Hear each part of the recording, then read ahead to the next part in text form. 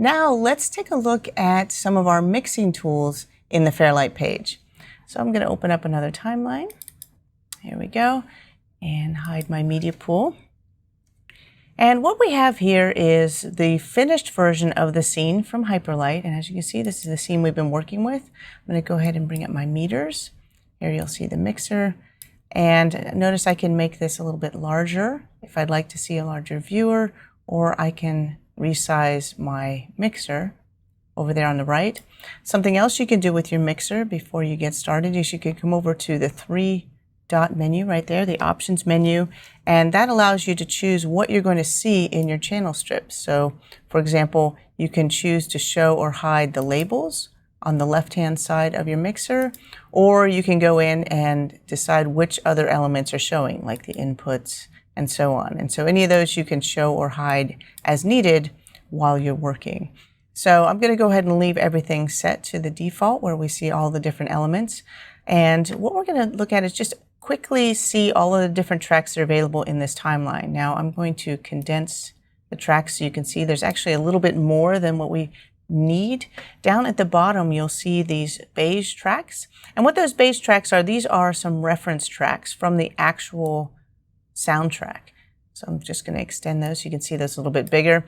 And so the reason it's nice to have a reference is if you're learning mixing, or if you're starting a new type of project that you're not used to mixing that type, whether it's music or if you're mixing, let's say, a sci-fi show when you're used to doing podcasts or whatever it might be, if you have an example of a professional version of a soundtrack that's similar to what you're doing, you can use that as a reference to check your levels and also see how that mixing was done. And you can use that as a comparison to help you set up your levels and kind of learn the art of doing mixing yourself.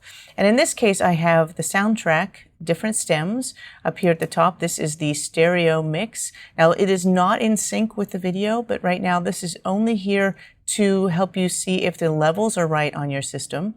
And so I'm going to go ahead and unmute this and solo it for just a second. And this is the stereo mix, so I could go to any portion of it and just check the levels to see what the levels are like in my room, how my listening levels are. And this is a good point for me to make an adjustment to those. I could do that right here and adjust my listening levels.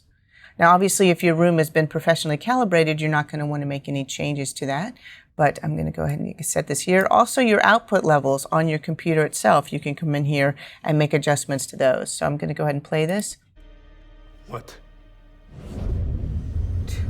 2 hours ago is when he was scheduled to exit. So when you play it back, it should be at a really nice volume level for you, whether you're working with headphones or you're listening through speakers. This is the mix, so this should give you a nice opportunity to see this is going to be the loudest portion of the soundtrack, and so set up your levels to make sure that's comfortable. We also have the stems. If you look down below, I'm going to mute this track and go down, and here is my stereo voiceover stem. And the one thing to remember when you're doing your deliverables, in addition to mixing all of your tracks together, is you also need to set up the constituent stems. That would be your dialogue separate from the sound effects and the music. Those all need to be in separate mixes so that they can be combined later or separated as needed for doing, whether it's the trailer or for doing different localizations where they might want to change the language. They need to be able to have the separate voice so that they can revoice it with someone else in dubbing and then mix it back in. So being able to separate those is very important. You also need an M&E mix, which is just the music and effects in one mix, which again is the whole purpose of that, is to be able to add the dialogue in different languages as needed. And so as you can see, this is the dialogue only, and so I can just play a little bit of that and check my levels. Heading where? Here. Why? And if you watch the levels, you'll see, just as you might have done in dialogue editing, we want those dialogue levels to be right there in between, maybe -10, -15 in that ballpark, and that's what you'll see in the meters as well. Of course I did. It's protocol. Exactly as we had set up. So there's our dialogue, and then of course you can see some of these lower tracks are reference tracks for the sound effects and for the music. So those are all in here just as a reference to help you with your levels and just as a guide for mixing, but we don't actually need them for doing our mix. So since I don't need these anymore, we'll go ahead and hide those tracks. So we'll go up to the index, inside the tracks index, and we'll come down to where those reference tracks are, and we can just hide those if we need to. And then I can just hide my index. So now that those are hidden and we have everything set up exactly as we need to, we can actually get into the mixing portion of our project. Now, the first thing we want to do is make sure that all the levels are set up right. So let's take a look at our mixer. And generally, whenever you start mixing, you want to make sure that your levels on your mixer are all set to unity, meaning that none of the levels have been changed yet. You want to start with a clean slate so that you can then be the one to adjust the levels. Now, everything in theory has been set up in the track, so the levels should be pretty good. It's now you're determining how loud each track is and how well they blend together. And so that's just balancing those tracks. So if I look just at a glance, when I'm looking at the mixer, you'll see that I can see that the levels are a little bit lower. The MedLab has been lowered. Both of these MedLab tracks are not at their default. And same with the drone. So I'm going to go ahead and change those so that I can be the one to make those adjustments instead of whoever might have set this up for me. So to reset these levels, just double click on the fader. And as you can see, let me zoom in on that. If you double click on the fader, it will just reset it to unity. There we go. And that means a change has been applied. That's what the 0 is there. And so these are all ready to go. So all of my different tracks. Now, obviously, if this was the real soundtrack, I would have maybe 150 or more tracks here. In this case, this is just more for an example. So the sound effects are all in one track already, same with the music. And the dialogue is going to be in its constituent parts. This is still all separated. But it's enough for you to get the idea of what you'll need to do. So your tracks have all been edited. The clips are all balanced within the tracks. We've set the levels. Everything is 0. And now we can start determining things based on how they actually sound. You'll use your eyes watching the meters, but you're also always using your ears. And as you make different changes, you'll be constantly massaging those levels and adjusting them as needed until you get what you want. It's never a set it and forget it when it comes to mixing sound. And so let's start off with just playing a little bit of this from the beginning. I'm going to just play it in full screen. I'm pressing P to play in full screen.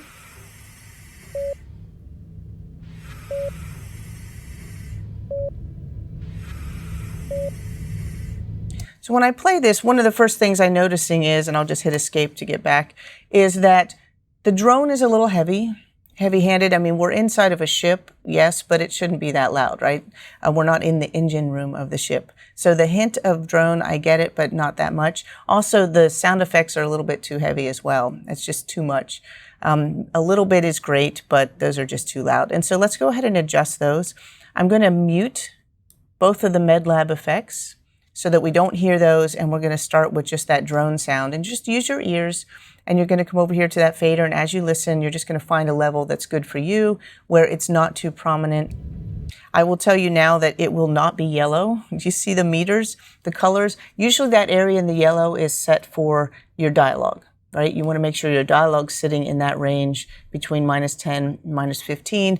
Your sound effects should only be there if it's something that's loud and it's prominent. Definitely not a background sound unless they might happen to be standing right next to the engine and we need it to be that dominant. Otherwise, it should be much lower. So go ahead and lower those levels. We'll just start playback and I'll lower that.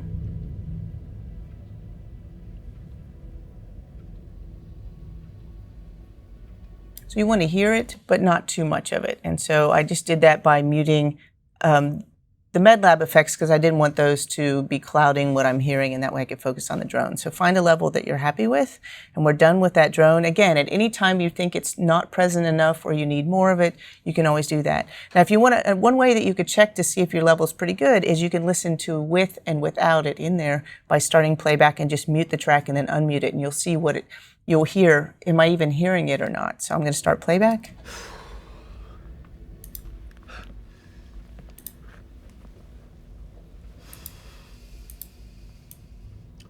So that way you can tell whether or not you're actually hearing your drone sound. And that's just by toggling on and off the mute. So let's now tackle these MedLab effects. Now, here's the thing about the MedLab. Let's go back and look at the video again. I'm going to go back to the beginning, and I'll go to full screen for this for a minute.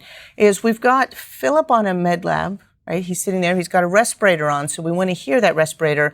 And you can't have a MedLab without the beeping heart monitor, right? So those are two sound effects that we're using, but they're all part of one device. So the goal is to make it feel as if it's coming from the room. It's an actual device that's creating these sounds. So it shouldn't feel like it's this massive thing, right? It shouldn't be way off in the corner somewhere. It should feel like it's part of the space. And I'm actually going to solo those two tracks, so we'll only hear those for this moment. And I'll go back to full frame. There's the sounds.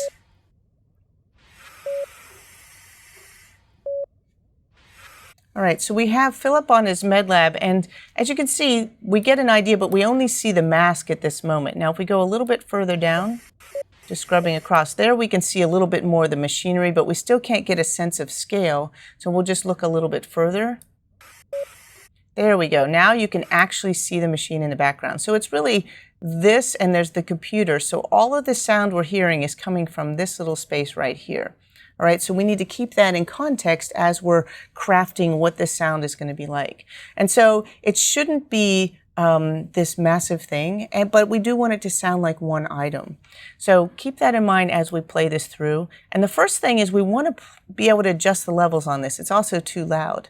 Now, unfortunately, if you look at the mixer, just zoom in on this a little bit. If I look at the mixer, we have two faders for our MedLab, right? We have one, and then we have the other one, and I'd really like to be able to use one fader for both. It's one machine. Why can't I have just one fader?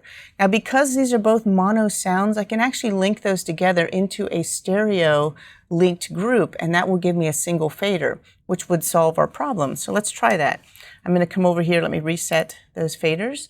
And all I have to do to link this group is to go up to the Fairlight menu and choose Link Group. And when I do that, I can choose any set pairs of my mono tracks if I wanted to. In this case, MedLab 1 and MedLab 2, and then I'll click the link button. And that's just linked these together. See how it's got a little badge on it? These have now been linked as a stereo pair. If I close this up and take a look at my mixer, let's peel that open, select the MedLab, and you'll see there's now a single track. It's a stereo track for the MedLab. I don't see MedLab 2 anymore in my mixer because it's hidden. Whenever you link tracks together, only the first of those linked tracks, only channel 1 is the one that's going to show up. However, they're all linked together. You'll see a little band right here on the left next to the two MedLab tracks. Those were mono tracks that shows that they're linked together. And you also see a little badge or band around them as well up here. And so now that I know that they've been selected, that's great. They have a single fader. Let's listen and see, did we accomplish what we wanted to? We have a single fader. Now we can adjust the volume level. Let's listen.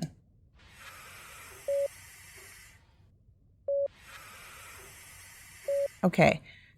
You notice something strange about this, okay? We totally broke it. Before, it sounded like one machine, sort of. It was just like, it did sound like one thing because it was two mono tracks. They were playing equally out of both speakers, the left and right speaker, because they were mono. Well, now that we've linked them together, it's treating it as a stereo pair so that the left channel, the heart monitor, is playing out of the left and the respirator is playing out of the right. So it actually sounds like they are on opposite sides of the room, which is exactly the opposite of what we're trying to do. So we'll need to fix that with our panning controls, and we'll deal with that in just one second. Before we do, I'm just going to take a little side trip here and show you a little bit more information about the panning and what we can do to control panning between stereo and mono, and then we'll go in here and we'll fix it. So keep in mind what our goal is. I'm going to unsolo this track, and let's just step one track to the right to our drone track instead. Come over here to the drone track, which happens to be stereo. And what I'm going to do is just select a little piece of this track. I'm just going to mark an in point and an out point. It's just a drone. I'm going to go ahead and raise the level of the drone for this moment. I'll bring it back down. I'm going to bring it back up to Unity just so we can hear it nicely. And I'll make sure my loop playback is turned on, and I'm going to just loop playback of this while we do a little experiment with the sound. What I really want you to do is see it in the meters. That's the most important part. So we'll do that. And I think because of the screen resolution that I have to use for doing this demo, I think I do want to hide a couple of things on my mixer just so I have a little bit more room to see my channel strip. So I'm going to come up to the three-dot menu in the top right. I'm going to go ahead and hide my inputs, which will give me a little bit of extra space there for my faders. There we go. And I don't think I have to hide anything else. That was just the main thing. Just give it a little bit more room. There we go. And then what I'm going to do is I've got my drone and I want you to watch the meters. Okay.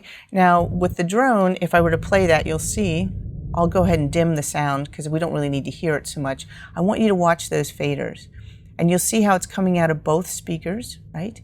Not quite equally because this is stereo. So it's a stereo drone, so you'll see it's kind of dancing back and forth on both, but you'll see it's the exact same thing on both the drone track and the main.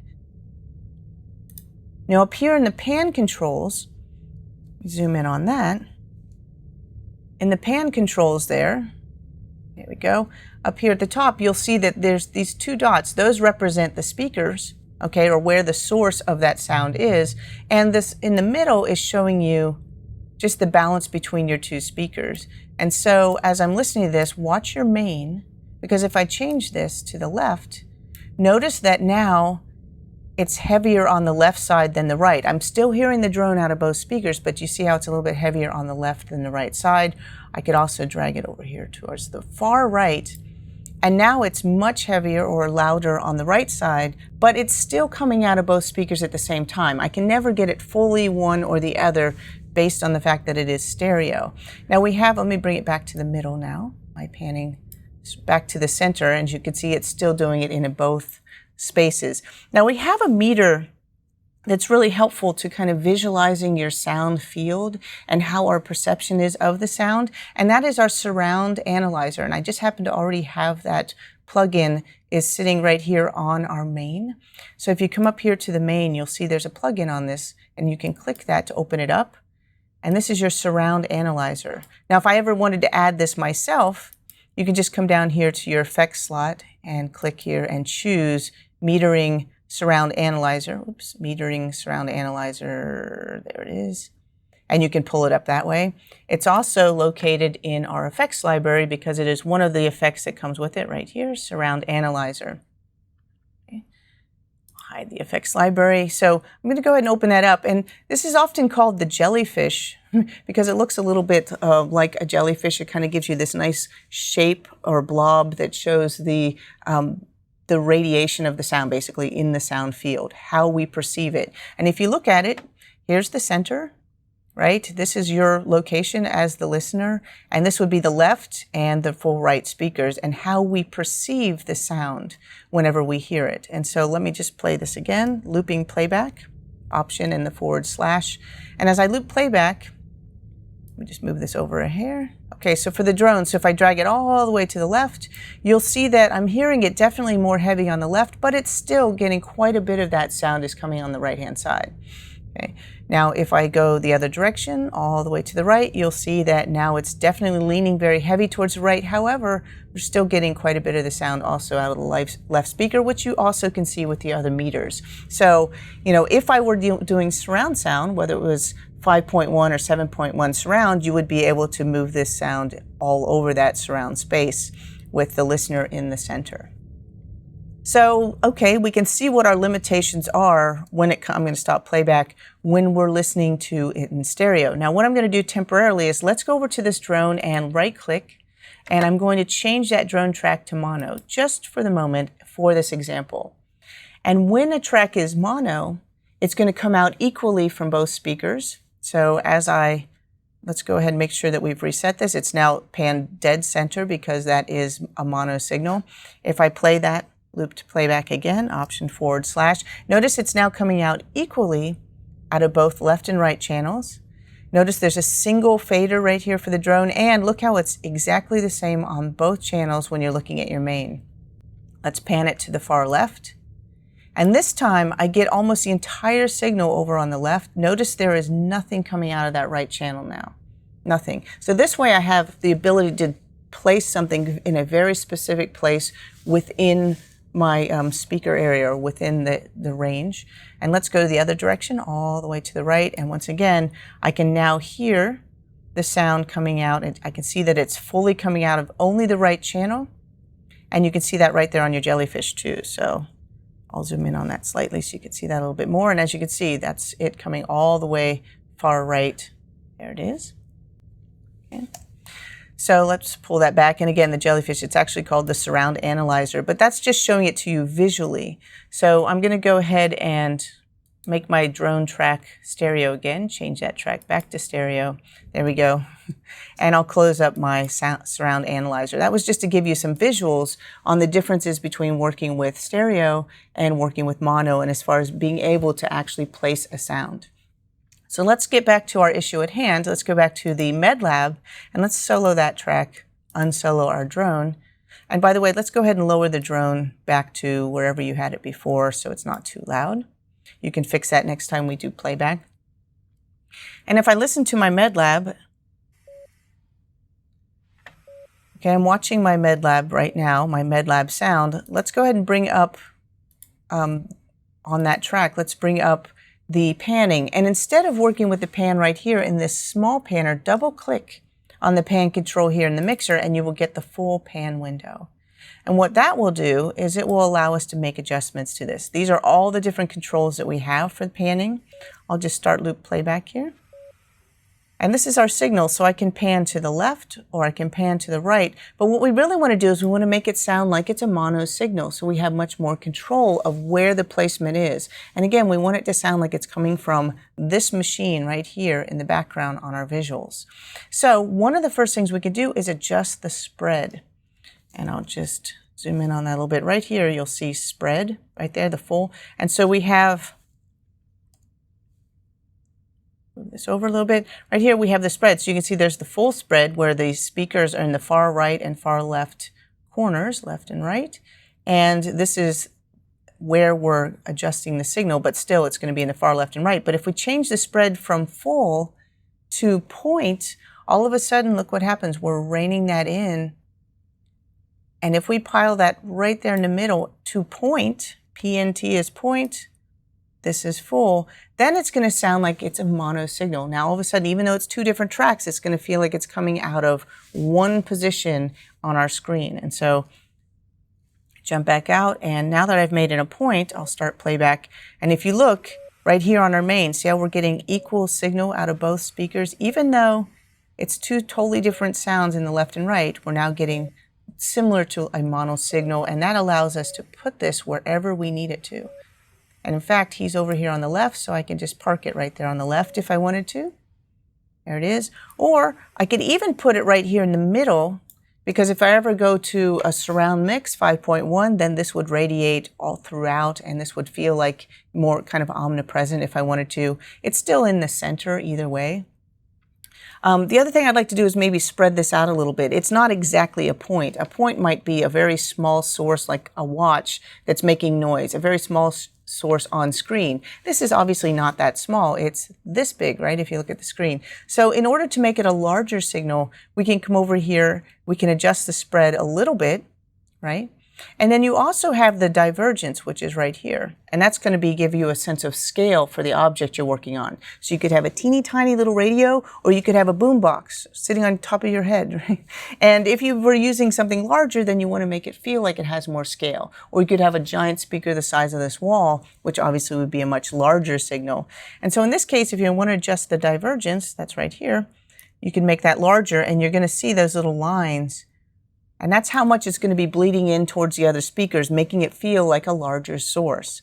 And you can even look at it in more of an overhead position, if that helps. So this is now showing how the source is radiating from the center. And then so if I place it somewhere, it's now a source. And if I look at it, comparing it to the screen, it's a much larger source. And it's going to feel like it's to the left, but it's also going to feel like something with some substance as opposed to a tiny little point source. And I can do all of that by just adjusting these few settings with my sound. So we've now fixed the MedLab, although I do want to put it right here in the middle. So we balance our tracks, and then we do things like adjusting our panning. Now obviously the dialogue is all panned to the center, but we might also want to do something with, let's say, Ada's voice. I'm going to clear my in and out points for a minute. Ada's voice, she is a computer voice. She's coming out of speakers, and those speakers are all over the place. So it's possible we want her to sound more omnipresent as opposed to a source, because we really don't have a body for her voice. And so if we wanted to do that, let's go to her voice. One of the things we could do is we could add a plug-in to her voice. And if you look, on her track, I already have a plugin on there. There's a flanger, a de-esser, and if I click on this, you'll see this is a stereo width plugin. This is one of our Fairlight effects. It's right here, stereo width. And what this plugin will do is this will give you the ability to adjust the scale if it's a stereo track. And so, for example, I'll just play that back. I'm going to select that clip. So I can do loop playback. I'll make it a little larger so you can see that. We'll solo that track. So we're only listening to it. And if I play it back, Emiliana Newton. Okay, so there you can hear Emiliana Newton. And if you look, right now it's just a fairly tight stereo, but I could also change that width to make it very narrow so it sounds like it's mono. Emiliana Newton. Or really wide. Yes. Now it feels like it's this massive signal, right, radiating through the whole room. And so you can just choose where you want that to go to kind of give it the feel that you're looking for. And that can be done with a plugin. So just showing you different options for managing your sound and how it's interpreted within your speakers. Let's go ahead and clear that out. And so the next thing we're going to look at is, now that we've done a little bit, our levels are balanced, assuming they're balanced on all your tracks, the relationship between the different tracks is working, and we have adjusted, make sure everything is panned as we want, at least for now. Then the next thing we want to look at is some of our sweetening tools, which we have EQ and we have compression for that. And there's always a spirited debate as to which comes first, EQ or compression. And compression is managing the levels, basically, just as you would with luminance if you're dealing with color grading. Color grading is very similar to sound grading or dealing with your audio. You work with levels. Your whites and blacks would be your volume level, and then you work with the color, which is more the EQ, the color of the sound, or working with the different frequencies. Those would be your hues if you were working with an image. Now, in this case, because we balanced all of the clips ahead of time, we've already done some of that work with the levels. So I'm going to start with EQ just for this example. And our EQ is right here on every single track already. Every track has EQ. And if you look, let me bring up my labels. There they are. And if you look at the labels on the mixer, you'll see that there is the EQ right here. I'm going to start with the Emiliana track, and we'll just show you a quick example of what the EQ looks like on that. So if I open this up, you'll see there is my EQ window that gives me the ability to adjust the EQ on her track.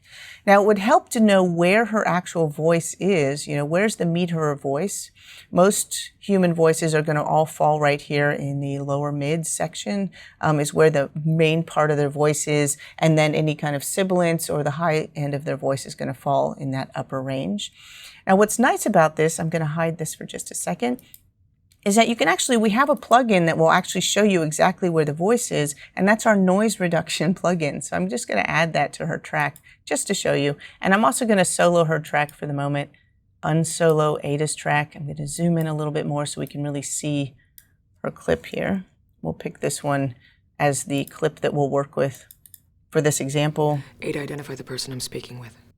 Okay, so we'll listen to her saying this particular line a few times. The level's already okay, as you can see with that, but now we're going to work on the EQ. Now, if I want to see exactly where her voice falls, what you could do is come over to the effects library, and we can take the noise reduction, which is right here, noise reduction, and I'm going to put it on her track. Now, again, this is not necessary. I'm just showing you this is a nice way if you're learning about frequencies and how voices fall within the frequency range. This is a nice way to see them. So I'm going to drop it onto there. And this has a live frequency analysis built into the noise reduction. So if I bring this over here, right now this purple area by default is what's being removed. That's the noise profile.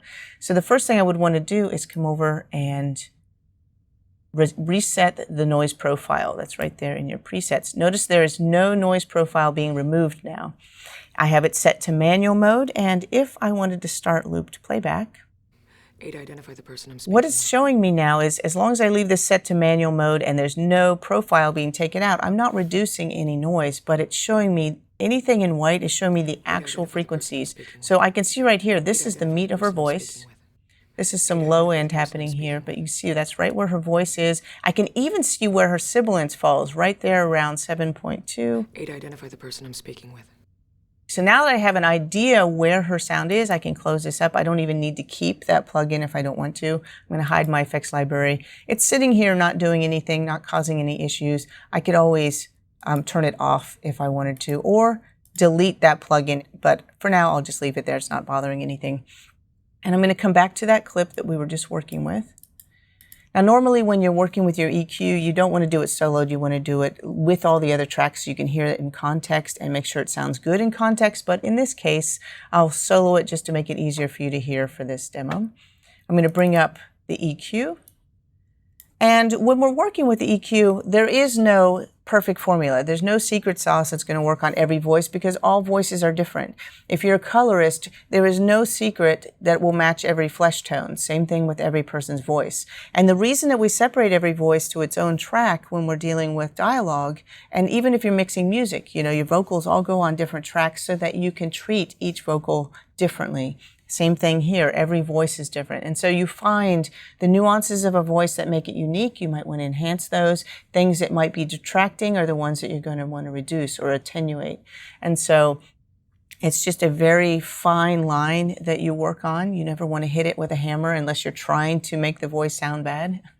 So a couple of things that usually work well is, for example, I'll go over here to band 1, and band 1 is just basically my high pass filter, and it's just going to allow me to roll off some of that low end sound. Her voice, there was a little bit of stuff happening in here, which there's generally nothing good is going to be enhancing a voice, anything below 80, but depends on the voice, of course. So there are no absolutes, but I'm just going to go ahead and roll off just the low end, you know, maybe to 80, 60 to 80, and that's it. Just going to roll that little bit off. So that's one thing I might do for her voice. And then another one is we do things called sweeping, where you'll take a nice bell curve. I'll just grab this one right here in the middle, move it all the way up to the top, just drag it all the way up, and you'll listen to her voice while you'll sweep back and forth through the meaty part of the voice, right around here, between, let's say, 100 and 500, right in there, and you'll be listening. And anytime you sweep across something, if it makes your eyes squint and it sounds really off, that might be something you might want to reduce a little bit. If you raise something a little bit and it sounds boxy or starting to detract from the voice, that might be an area you might want to reduce. And the idea is just make minor adjustments, just tweaking those levels as you go. So I'll just give you an example. We'll listen to the voice. 8, identify the person I'm going to sweep this. 8, identify the person I'm speaking with. 8, identify the person I'm speaking with. 8, identify the person I'm speaking with. 8, identify the person I'm speaking with. 8, identify the person I'm speaking with. Right there, it's sounding a little bit boxy. And if I bring it down, 8, identify the person I'm speaking with. Just a hair, 8, identify it sounds a little bit better. Because sometimes you have a lot of things happening within the same frequency range. So by just reducing a little bit, it'll be a little less muddy because then everything's not competing for that same space. So that sounds a little bit better. And then another one is, let me change band 5 to a bell curve. And I could also sweep around here and I could try to find a little bit of presence possibly, if I wanted to. Identify the person I'm speaking. Now, presence is going to be just make it feel like someone's in the room with you, someone's a little bit closer to you. It's especially important if it's a super close-up shot and you want to make it feel like they're right there next to you. It's a little bit breathier. There's a little bit more presence coming from them. So it's not, you don't want to bring in sibilance, which is going to be those excessive S's, that whistly S sounds. Instead, you're going to want to back off from that. So if you find your sibilance, just move over about 3 kilohertz, 2 to 3 kilohertz, and you'll be right where you want to go. So that's fine. 8, identify the person I'm speaking with. 8, identify the person I'm speaking with. And I'm just going to bring it over a little bit, drop it down.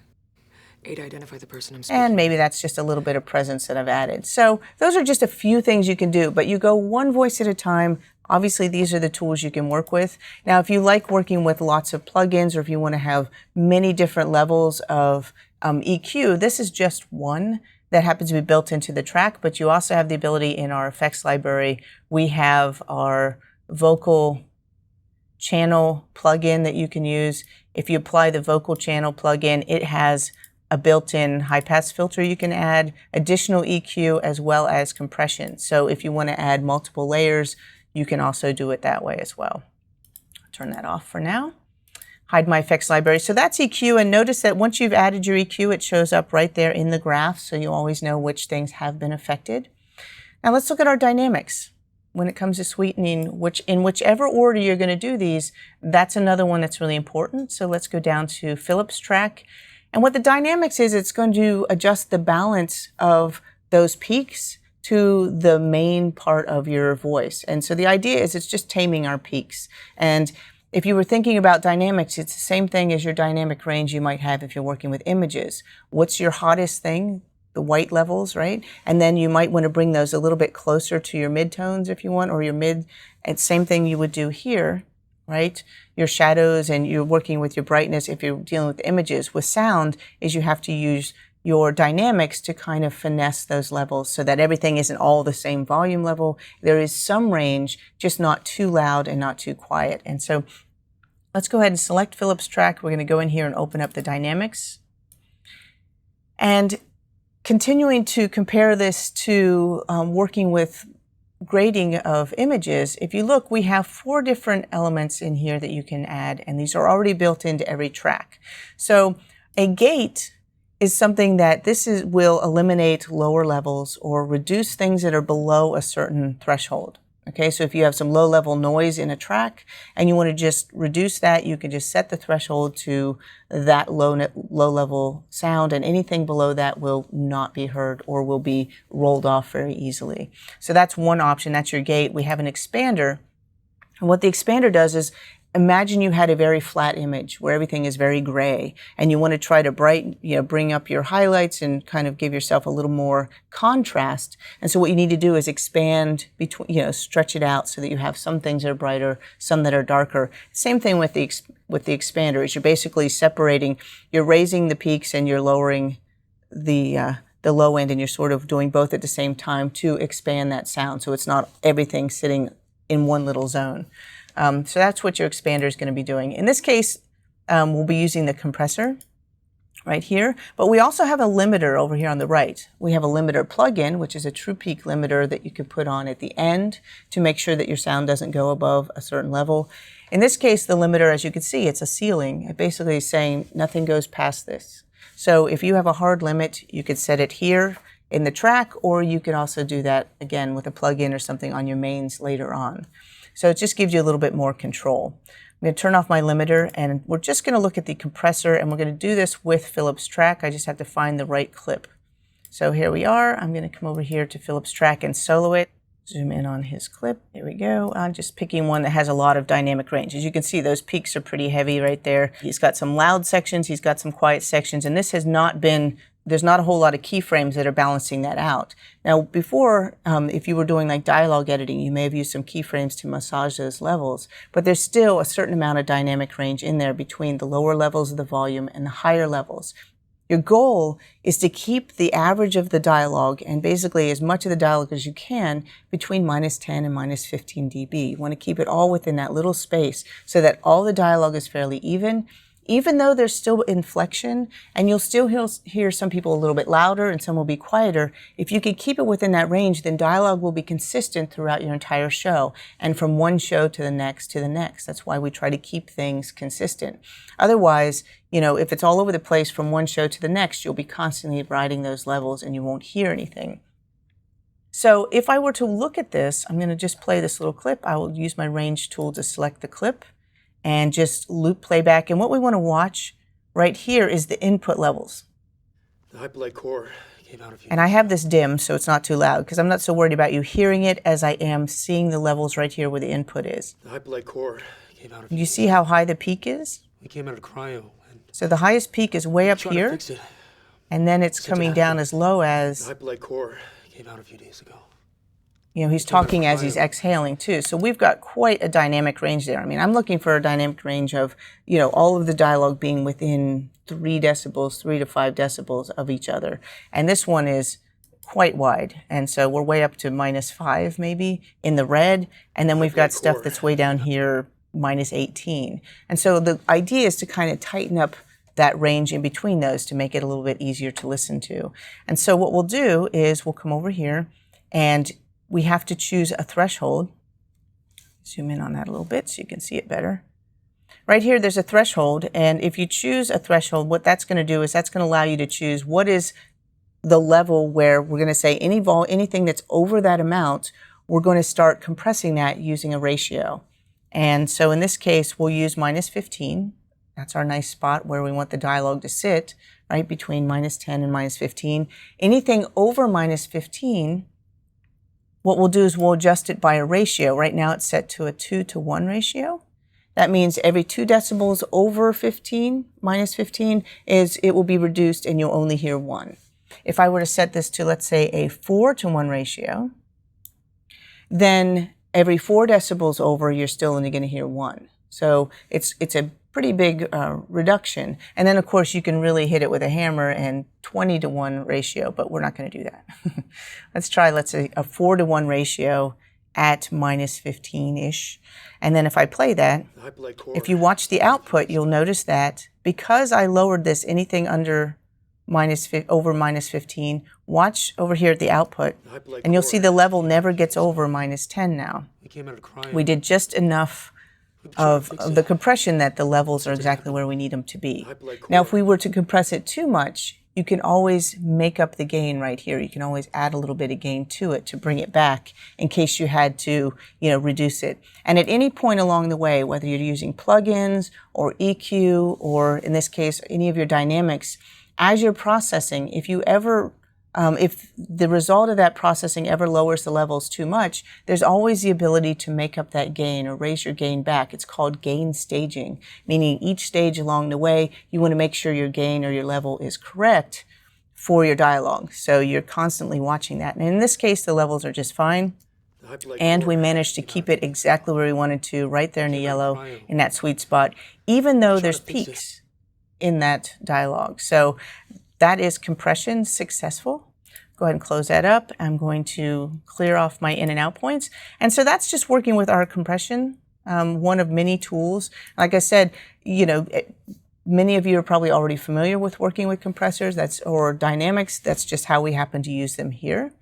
If you look up at the top of my mixer, one of the things that's new is we have this order menu. And basically the default is going to be effects, EQ, and then dynamics. That's F, E, and D. If I click on this though, for each track, I could change the order. If you would rather have your EQ first, then dynamics and effects, you can change the order that way. If you'd rather have effects first, and this is the order of processing before it makes it to the output. So that's really giving you an opportunity to be in control per track, which, depending on what you're doing, everyone has their favorite secret sauce for how they like to order their processing for dialogue versus music and so on. Now you have the ability to do that. It's right there in your mixer. So we've set up our tracks, we have set up our dynamics, we've done our sweetening. Now let's look at, let's say we wanted to add a little bit of bussing to this. We need to route these things because at this moment, all we have is one main. And our main happens to be a stereo main. And I mentioned at the beginning of this section, we need to be able to break things up into the constituent parts, dialogue, music, and effects. And we also need to have an M&E, music and effects mix, that is only those elements without the dialogue. So how do we do that? Well, all we have to do is make new buses. Now, buses are just the way to get the source out, right? It's just as if it were a water flow. Signal is going to go through the tracks to the faucet, right? The faucet is your output. And you can also run it through different pipes to get to the output as well. You can have it branch off 3 different ways and come back, just like you might with sprinkler systems or the pipes in your house. The same idea goes for your busing here. It's just routing the signal flow to get it to wherever you need. And so in this case, we're going to create some more buses that we can use to kind of control the signal flow. And you would do the same thing whether you had 200 tracks or 1,000 tracks as you would if you have, in this case, like 10 tracks. So let's go up to the Fairlight menu, and this is where you can choose bus format. And this happens to be our legacy fixed busing right now. This is one of the busings where you can choose to make mains, submixes, and auxiliaries. We also have flex busing, which allows you to do flexible buses where any bus can be patched any way that you want to, and it can be used to go from bus to track, track to bus, and so on. But in this case, we'll use the legacy fixed busing. This is just traditional busing, and you can do the same idea using either bus method. So right now I have my main, which is just a stereo main. Let's make another one. I'm just going to click main again, and that gave me my second main. And this one's going to be that M and E main that I mentioned before. I don't want it to be mono, it should be stereo as well. If I was mixing for 5.1, then obviously I would be making 5.1 buses and so on. In this case, I'll just do stereo for this example. I'll go ahead and change the color as well to something different, just so we can tell the difference between our M and E and our stereo main. Okay. Then I also want to make some submix buses. Now the submixes will be our dialogue, our music, and our effects. So let's make 3 of those. 1, 2, and 3. Dialogue is a mono signal right now, so we could do it as mono or stereo depending on what we need. In this case, I'll go ahead and keep it mono, and we'll call this dial. Leave it mono, and I'm going to just change it to orange. Let's do our effects next. So SFX for sound effects. We'll make that stereo, and I'll make it purple for no reason. And the third one will be our music, and also stereo, and that one I'll make navy. Okay, so we now have all these different colored buses, and we haven't assigned anything to them yet. All we did was lay out the piping so that we can run the signal to it, right? And then we also have to decide where these go once we're finished with them. So click OK. And we've created these buses, and if you look down at the bottom, when you're dealing with the fixed busing, you'll see that my mains go across the bottom. Let me just zoom in on this a little bit, and you'll see we now have these little patch panel here. So we can say I want to patch to main 2 or main 1 this track, or I can patch to my different submix buses right here if I'd like. Or what we'll do instead is we'll go up to the Fairlight menu and choose Bus Assign. And when you go to Bus Assign, this is going to give you a map of all of your different tracks and your submix buses. This will show you all of your buses up here across the top. When you're working with legacy fixed busing, then you're going to see an M1 and M2 for your mains. The S1, 2, and 3 are submix 1, 2, and 3. Okay, it's just naming. So let's go to main 1, and all of the tracks are running to main 1, which is fine. If I wanted to, though, I could have nothing go to main 1. And how would I achieve that? Just select main 1 and unassign everything. There. Now if I play, nothing's coming out of any of my buses. There is no signal because nothing is actually leaving the tracks yet. Now what I'd really like to do is let's start with our dialogue, and I want to assign just things that go to dialogue, only dialogue, which would be Emiliana, Philip, Ada, and the room tone. All of those are going to be my dialogue track. Okay, done. Now when it comes to my sound effects, I need everything else that's sound effects. So that will be my PFX is production effects, my MedLab, drone, and the sound effects. So all my sound effects are now running to this sound effects bus. And the last one is this music bus, and there's only one track for music, so there, music's now going to the music bus. These are my references, so I don't need to assign those to anything. So all of those are done. The submixes are finished. Now let's go back up to that main. At this moment, nothing is going to the main, and instead of sending every single track to the main, I'm just going to send these submixes, my dialogue, my sound effects, and my music. Those will run to the main. So I can adjust their levels, and all of the signal is going to the main. So if I were to close this and watch, notice here are my different buses. Let's just peel those open so you can see it. Just 2 hours ago. There's the different buses as needed. Explosion and it's surrounded. And as you can see, my main, and there's my dialogues playing right now. I have Philip soloed is the reason I'm not hearing everything. And now you can see that there's my main, there's my dialogue, sound effects, and music. Now let's go back into our patching again for our bus assignment. And I'd like to do that M and E. So what's the difference between the main and the M and E? Well, the M and E has the sound effects and the music, but no dialogue submix. That's the only difference. So those are all patched and ready to go. I can close that up. So now I have the ability to listen to any of those elements as I want to, and I can adjust the individual faders for my sound effects if they're a little too loud, or my music if it's too loud, and so on. I have individual faders for those submixes. So the busing just kind of gives you a little help for, taking hundreds of tracks and narrowing it down to just a few that you can use for finessing when you get towards the end of your mixing. Right up here at the top, you'll see there is my main. And this is what I'm actually monitoring, but I can also switch at any time and monitor now just my M&E.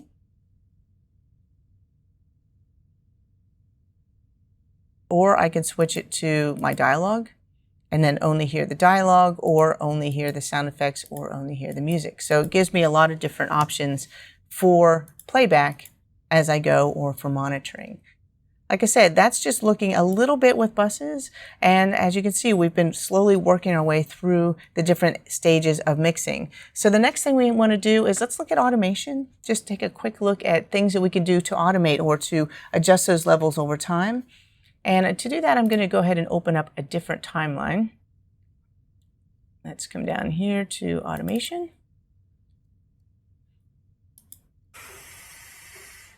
Okay, and switch this over. So I'm looking at my automation, and what I'm going to do is we're going to just spend a little time on this MedLab track, and I'll just add a little bit of automation to that track. Now again, we still have some busing on here and so on. I'm just going to kind of collapse some of this for now. And we'll focus on these tracks. I'm going to select the MedLab track for this example, make it a little bigger for us to look at. And whenever you want to do automation, here we go, I can turn this on or off by just clicking this button. As you can see, that turns on your automation tool set. And whenever your automation tool set is turned on, you get these controls. Okay? And what automation does is basically you're writing automation, or as you change your fader, as you change any controls, it's going to write new information so that you can record it over time.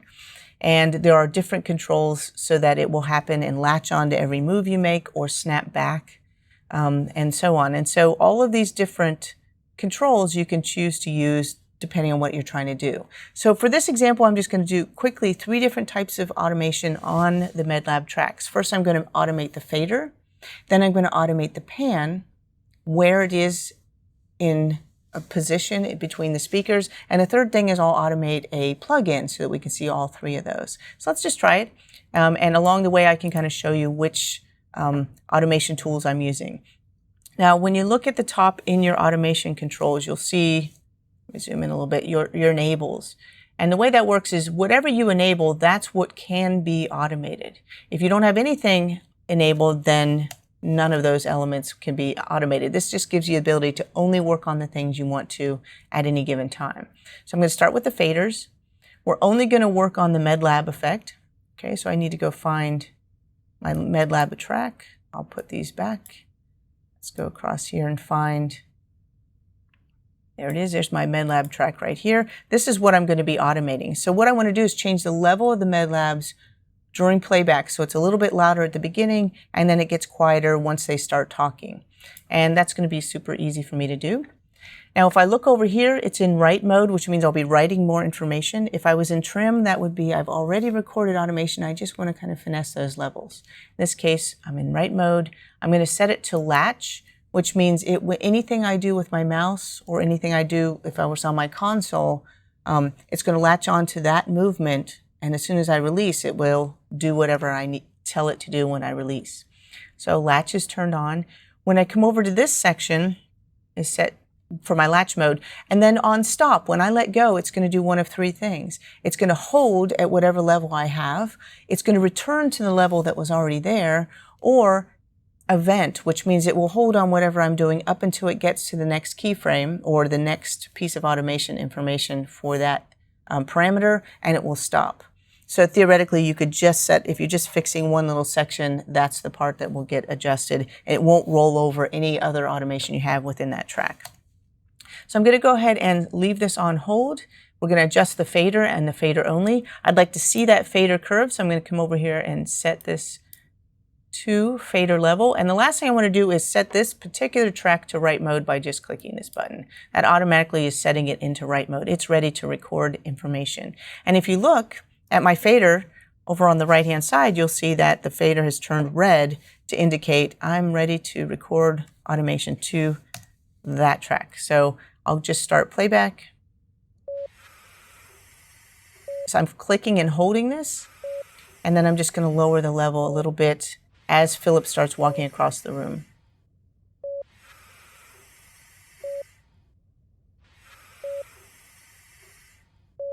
He's watching. Now I'm slowly lowering the level.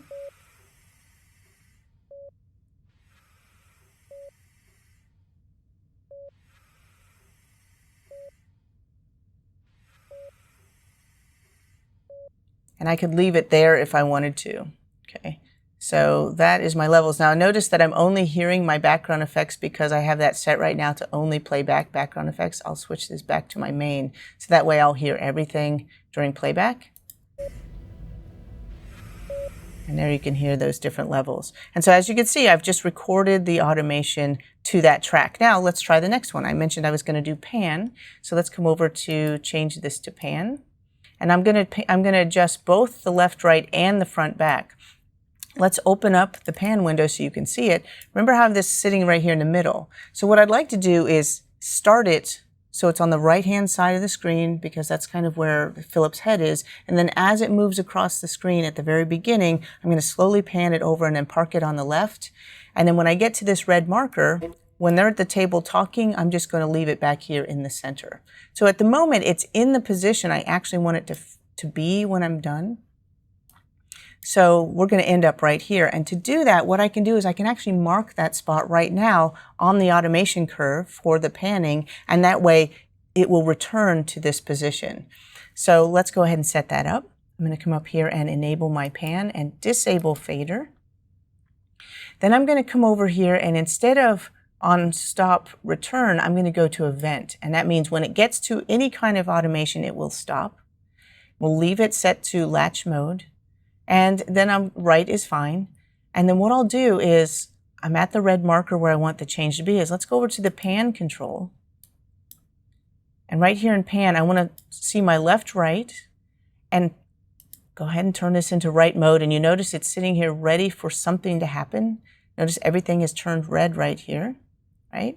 And what I'm going to do is take this pencil tool and just draw a little bit of automation right there. See how I just did a little scribble right there? So I'm basically locking in that position for my left, right at this moment in time. Okay. I'm also going to switch this over in pan to my front, back. I'm going to do the same thing. Got my pencil tool there, and I'm just going to kind of scribble a little spot right there. And that way I have set some automation, so it's absolutely going to come back to this position for both front, back, and left, right. Okay. Then I can come back to the beginning. I'm going to turn off my pencil tool. I don't need that. I'm just going to go back to my arrow, and I'll be ready for this to do something, right? And so now I can have this make any kind of adjustment that I need to. And so again, just making sure that we have this set. Now, as I mentioned, you mark your setting. As you can see, there it is. And if I want to make a change, I'm going to go ahead at the beginning of this and drag it to the new position, which is going to be over here. So that's where it's now going to start. This is where it's going to start, and I can see that both in my left, right, and in my front, back. As you can see, there's a little bit of difference there in my pan curve. And what I'll do is I'll just start playback, and I'm going to move this as he's moving. I'm automating that position, and I'm going to park it right here on the left. They look to the left, so they're looking right there where I have it panned. Still there on the left, it works. He walks across the room, still on the left. And I can actually stop at this point because it's basically just going to stay in there until I get to that point that I had marked. So there you go.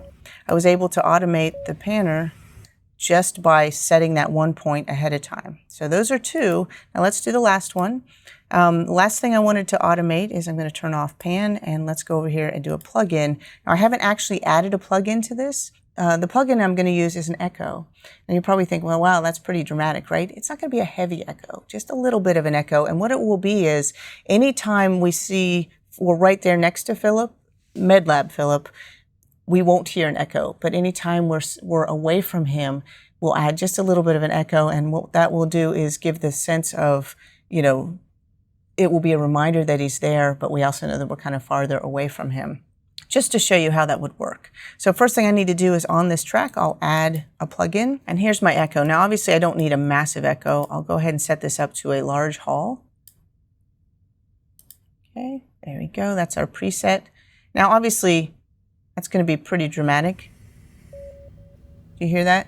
So we'll go ahead and leave it sort of dramatic, but my goal will be to adjust this wet dry. And what we're going to do is we're either going to have this all the way dry or wet, one or the other. And so we'll just ride that level. So if he's right in front of us, it will be dry. If he's not in front of us, it will be wet. So let's try that. We'll start with it dry. And I need to make sure plugin is turned on. It is. And I have to come over here and let's choose the plugin this time. Any plugin that I have applied to that track will automatically show up here. It's set to echo. And let's make it dry wet. That is the one control I'm going to adjust in this case. So there we have it. So let's go to the very beginning. And I have this set. I'm going to set it to write mode so it's ready to go. My wet dry is exactly where I want it. I'm just going to watch my screen. I'm in the top right. Might make that a little bit bigger so I can just see it better.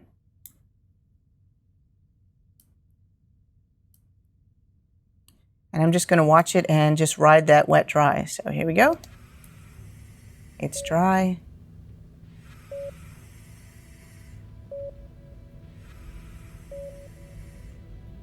That gives us a sense she's further away from him in a room. Dry again because we're right next to him.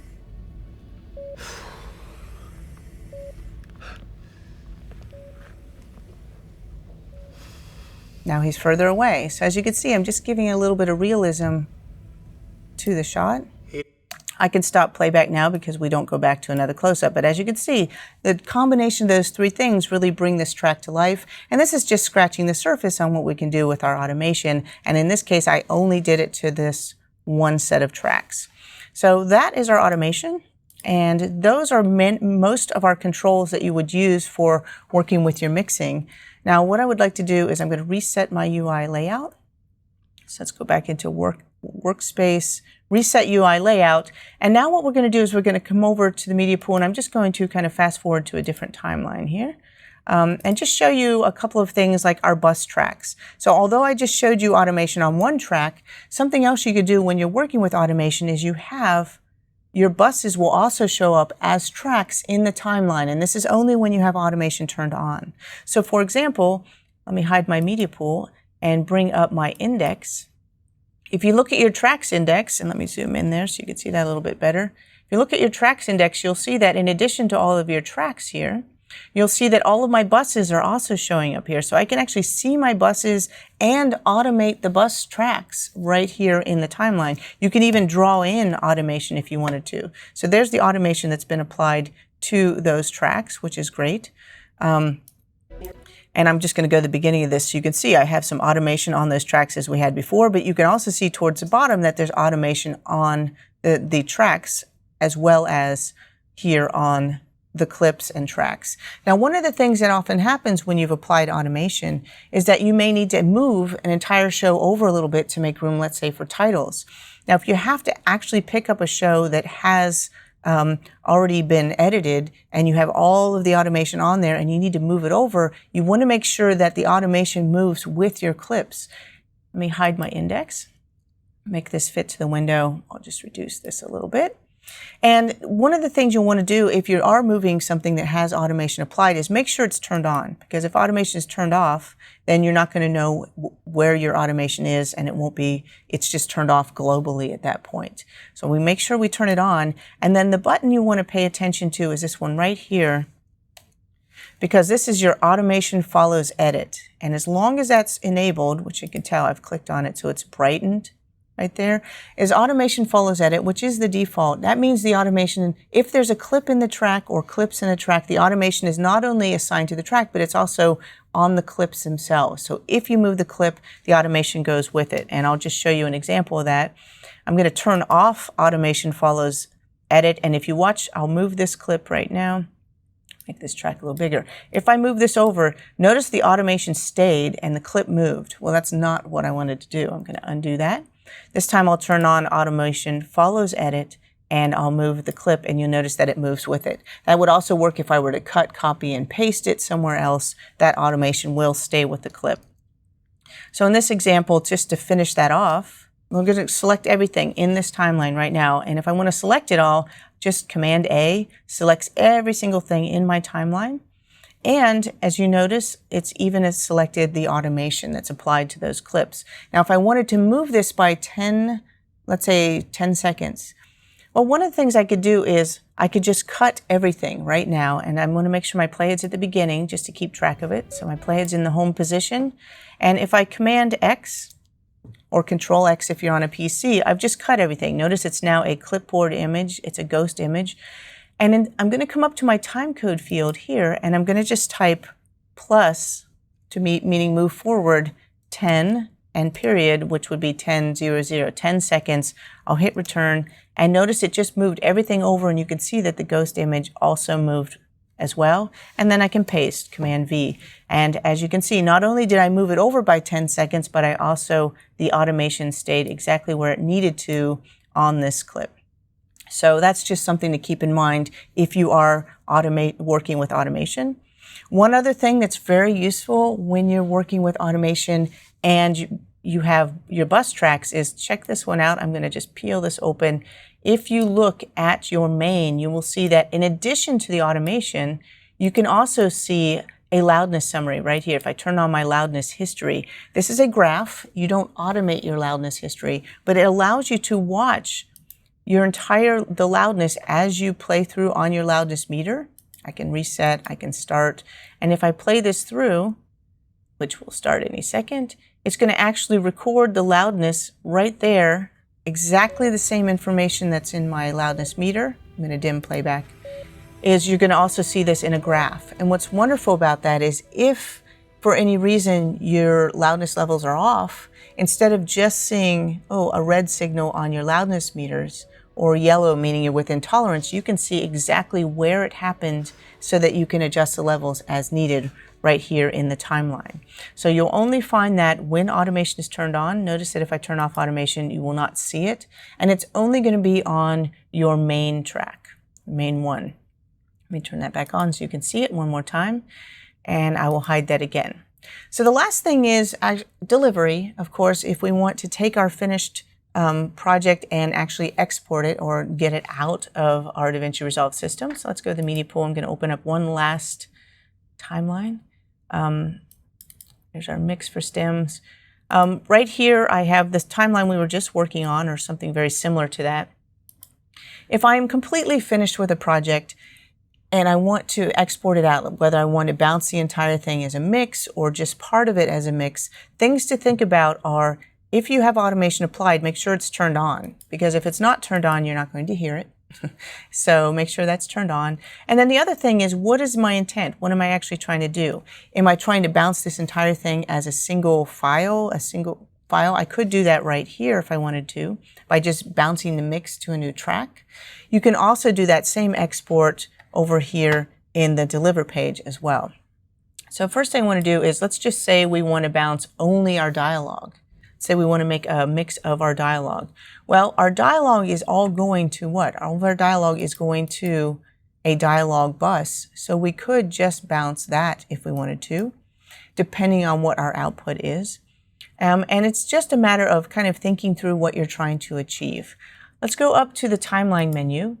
And if you look right here, bouncing mix to track, this would be a mix of the entire show. At this moment, everything is available. There's nothing that's been soloed or muted. So let's go over here to bounce mix to track and open that up. And this will let you choose what exactly you want to bounce and where. And bounce, again, is just rendering out a new file. So if I want to bounce my stereo main to a new track, then that's all I have to do. And I will get a stereo mix of my entire show. Done. If I have a 5-1 mix and I want to bounce that, it will bounce that to a 5-1 track. Or if I only want to bounce my dialogue, which is right here, my submix, I could bounce that to a new track as well. So right now I'm bouncing my main and my dialogue, and I'll just click OK, and it will create 2 new tracks. One will be just my dialogue, and one will be my mix. Let's select both of those, and we'll zoom in. And there we have it. That's what I just created in about 2 seconds, right? And here is my stereo mix of my show. And if I were to listen to this one, this is the dialogue stem. All the levels, everything is exactly as it would have sounded if I was listening to the individual tracks. Now, where did these bounce files go? If I look into the media pool, you'll find them, they all just dumped right into whatever bin I happen to have selected. Once you have created one, you can actually go in there and rename it if you wanted to. You can export it right from the timeline, give it a name and export it this way, or you can also deliver from the deliver page as well. And for this example, let's open up a different timeline, and I'll just show you a way of delivering from the deliver page, but let's open up a different timeline. I'm going to go to this one called Finishing Start, and that will wrap up our little story on going through the entire mixing process. So at this point, what we're looking at here is stems, right? We've got the entire show. We have the stereo mix, which you just saw how to make right there in the timeline. We also have my dialogue stem, my sound effects stem, and my music stem. So I have all of those have been created very easily just by bouncing out those submixes. I could have created these or recorded them back into a track if I preferred. There they are. Now something else that I have though is because I also needed surround deliverables for 5.1. If you notice down here in these lower tracks, and you'll see I have just enough tracks, 6 channels for my 5.1 surround mix. Let's solo those, so we're only listening to them. Right now I'm listening to this 5.1 just through a stereo main. I want to change this so I'm listening to it through my 5.1, and notice now it's listening to it that way. Unfortunately, every single bit of that signal is only coming out through the center channel. Why? Because these are all mono tracks, right? Each of these is a mono clip, and they're all panned to the center. Check it out. You can see that. If I open up my pan window, you can see every one of these is panned to the center, which would be why I'm seeing it pan the way it is. Now I could manually go in there and repan these, or I could just link these as a group, which we've done before. Let's do that. It has nothing to do with selection. It's all done up here. All you do is come up to the Fairlight menu, link group, and select that, and it's going to bring up the link group window. Inside of here, I can choose any number of these. Of course, I want all 6. It's automatically going to ask me if I want 5.1 film or 5.1. I want to have just 5.1, which is going to put, that's going to have the center channel will be my dialogue, which is how I'd like it. So left, right, center, LFE, left surround, and right surround. These are all linked together to a single fader, as you can see right here. If I open up the panning, there it is. All the panning is dead on. The only thing that hasn't happened is my LFE is not turned on. I need to turn on my boom. I can even adjust the level on that, which I will manually. And so now I have this all set. I'm getting my surround 5.1 out. Well, that's great, except I actually want to deliver these as separate units. I don't really want them all together. I linked them in order to get the panning, but now I can go back up to link group and just select those and unlink them. And as soon as you unlink them, the panning stays. Everything is still panned perfectly for surround mixing. As I play it back, you can see there's my levels. Everything is playing back exactly as I want. I'll just mute the playback. You can see the meters. Okay, I could run my loudness testing if I wanted to, and everything is good. So I have exactly what I wanted right there. Okay, so now that these are set for delivery, what I really want to do is I want to deliver everything I have in this timeline exactly as is. Well, let's go over to the deliver page, the final step. Now, of course, many things you can deliver right from the Fairlight page, but by going over to the deliver page, now we have up here at the top, we have all these different presets we can use for audio only. If you're just going to deliver audio, you can go in here and create a custom audio delivery if that's what you want. Or we could be delivering a custom video clip with all of the audio connected if that's what you want to do as well. Let's just do that because we can. We'll call this the final, Hyperlight Final. We'll just throw this on the desktop because everything's good on the desktop, right? At the moment, it gives you several choices. Do you want this as a single clip or individual clips? One clip is all we want, single clip at the end. We are going to export the video, so I'll just leave this checked. I'm not going to change anything. I'll just leave all the video settings exactly as they are. I'm going to go to the audio settings now, and we have some choices here. Everything I'm going to keep exactly the same, but there's a couple of choices here that might make a difference depending on what you're working with. You may want everything rendered as a separate channel, and if that's the case, you would check that box. If you want to render discrete audio tracks, you can do that. At this moment, it's only exporting my main, but I can change this at any time. I could say, actually, I want to export only my 5.1 with this video clip, or only, I could choose exactly what I want it to do. I could do individual timeline tracks. If I choose that, then it's going to say, well, which track do I want? My stereo, which track? I could say I want several tracks. I want track 1, track 2, and so on, and I could do it that way. So you could choose exactly which element you want. All you have to do is look, and you'll see exactly what it's doing. Or another option, if I actually had it set up exactly the way I wanted it to in my page, then all I have to do is come over here and say all timeline tracks. And then exactly what I had set up, stereo, each stereo stem followed by the 5.1, all 6 channels of the 5.1 mix. And let's say that is exactly the configuration that I needed for my delivery. Then I could set it up that way to all timeline tracks and then add that to the render queue and then render that out. And I will get exactly what I was asking for. So whatever it is you're trying to create, whatever combination you need, you will find those choices right here up at the top, including Dolby Atmos, master files, and so on. So hopefully this gives you an idea of some of the deeper mixing tools. You've seen what we can do with sound design and mixing, and now you can apply those to your own projects. So thank you for watching.